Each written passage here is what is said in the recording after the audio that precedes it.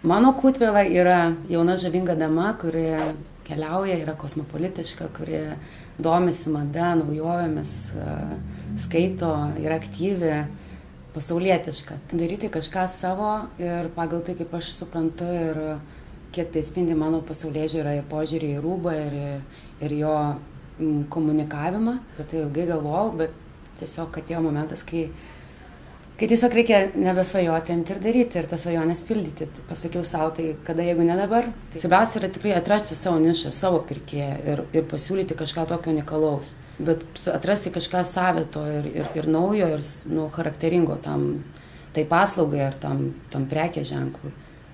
Daugelis žmonių įkrenta į tą rutiną ir į darbus ir bijo imtis kažko naujo, nes viso verslo pradžia ir yra tokia, kad tu tiesiog turi daug dirbti ir nebijoti siekti tos savo svajonėse. Turi lėkti, bėgti, verstis per galvą, bet dažnai sustabdau ir primenu savo, kad ėmiausi to tik tai dėl to, kad būtų geras, smagu ir kad tas mano produktas džiugintų žmonės. Tai manau, kad tai ir sekasi.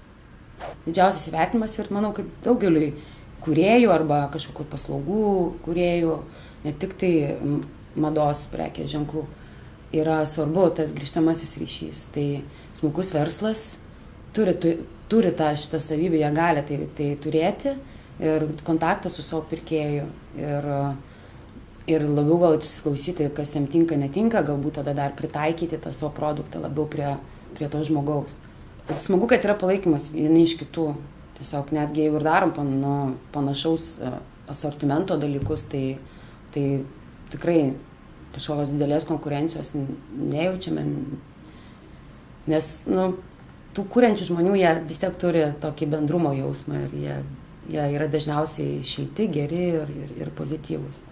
Vieni kitus rekomenduojame, sakom, ateina draugai, sako, apžiūri tavo daiktus, bet galbūt jam to nereikia ir sako, aš ieškau tašės, tai pas juos ten labai geras. Tai aš labai norėčiau pakviesti asmeniškai ir visų smulkių verslininkų vardu smulkaus verslo savaitgalio metu apsilankyti pas tuos smulkiuosius verslininkus, pažiūrėti, ką mes esam padarę, sukūrę ir mes tikrai įdedame labai daug širdies ir noro, kad į tuos savo gaminius ir noro, kad jums jie patiktų ir kad tie daiktai jūs džiugintų kasdieną ir tos saulės, kurios Lietuvoje taip nedaug, kad jinai būtų užsivilkus puikias Kūtvėlos suknelę.